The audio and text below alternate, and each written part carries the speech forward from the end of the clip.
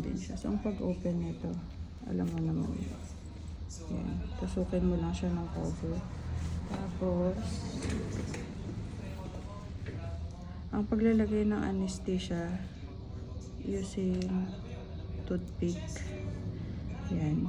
I-cover mo lang. May sinend din ako sa yung video nito. I-cover mo yung the whole area. Kahit pati yung blue, i-cover mo. Tapos, ang may mga struggle din tayo sa paglalagay ng anesthesia. Like for example, yung makapal yung buhok niya. So kapag ganun makapal ng buhok, isiksik mo sa loob. Kasi kapag makapal yung buhok, hanggang yun lang sila sa may buhok na area, which is hindi naman natin kailangan mag-numb yung hair. Ang kailangan natin yung skin. So isiksik mo siya, make sure na nakalapat siya sa skin. Yan. Tapos kapag pagkalat mo, magaan lang, hindi yung ganon, yung pinupunasan mo. Kasi may tendency mabura yung marker mo. So, ikalat mo lang. Yan.